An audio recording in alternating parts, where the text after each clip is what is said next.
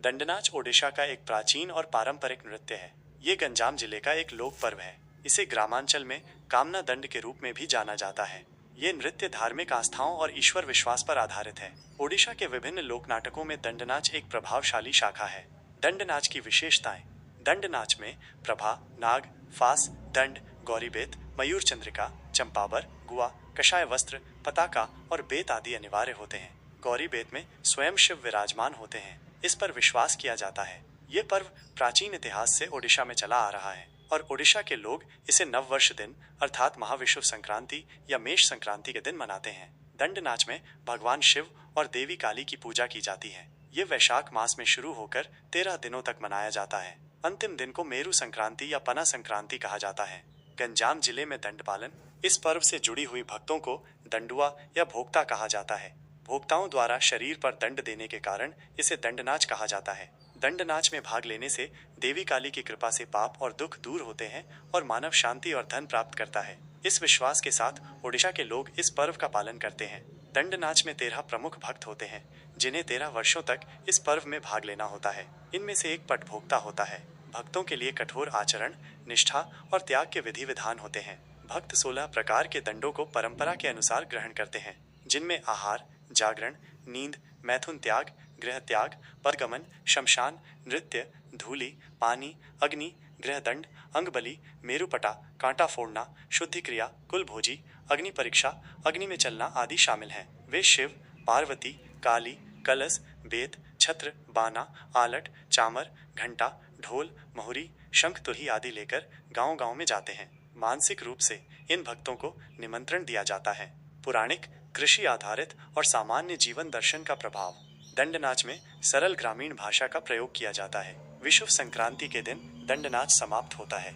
इस अंतिम दिन को मेरू पूजा कहा जाता है। प्रज्वलित अग्नि के ऊपर मेरू कुंड में झूलते हुए पटभोक्ता भक्तों के लिए शारीरिक कष्ट ग्रहण करते हैं। घंटा, झांझ और ढोल जैसे पारंपरिक वाद्य यंत्रों की ध्वनि के बीच भक्तों के मन में भय मिश्रित भक्ति का भाव उत्पन्न होता है। इसके अगले दिन कुलभोजी होती है, जिसमें सभी एकत्र होकर भोजन करते हैं और अपनी अपनी शुद्धि क्रिया करते हुए भक्त अपने घर लौट जाते हैं।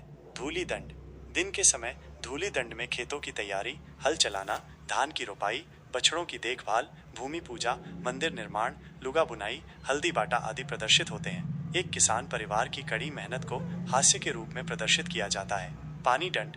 धूली दंड के बाद पोखरी या नदी में पानी दंड की शुरुआत होती है। 6 अंगुली लंबी आंबा डाली पर दांत घिसकर स्नान करने के बाद 13 बार उबकाई लेकर 13 अंजुला पानी लाकर डंडुआ शिवलिंग की स्थापना करते हैं। फिर विभिन्न उपचारों से पूजा अर्चना की जाती है। पाना और लियाखे का प्रसाद प्राप्त करके डंडुआ कुछ समय विश्राम करते हैं। संध्या में आलती होती है। संध्या आलती में लोग अपने अपराध क्षमा पाने के लिए प्रार्थना करते हैं। डंडुआ के शरीर में माँ काली विराजमान होती हैं। ऐसा विश्वास है। अरुआ चावल, मटर दाल और परिबाकू मिलाकर अकटा अफूटा हविष्यान तैयार किया जाता है, जिसे काली के पास भोग लगाने के बाद मध्य रात्रि में डंडुआ ढोल, झांझर की ताल पर ताली बजाकर भोजन करते हैं।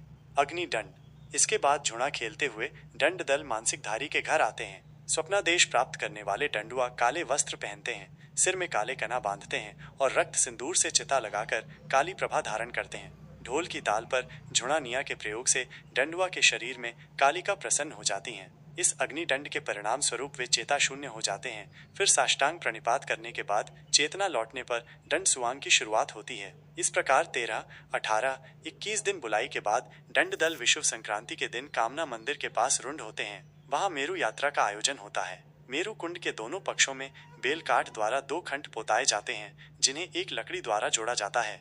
मुख्य डंडुआ स्नानसारी ओदा वस्त्र में प्रभु का दर्शन करते हैं। उनके शरीर में काली लगने के बाद कुछ लोग मिलकर उन्हें नियंत्रित करते हैं। फिर उन्हें उसी लकड़ी पर उल्टा लटका दिया जाता है। नीचे झुणा धुएं की झांस में उनके नाक से 3 टोपा रक्त गिरने के बाद वे अचेत अवस्था में वहीं झूलते रहते हैं। उन्हें निकटवर्ती जलाशय में ले जाकर उनकी चेतना को वापस लाने के बाद दंड नाच का समापन होता है।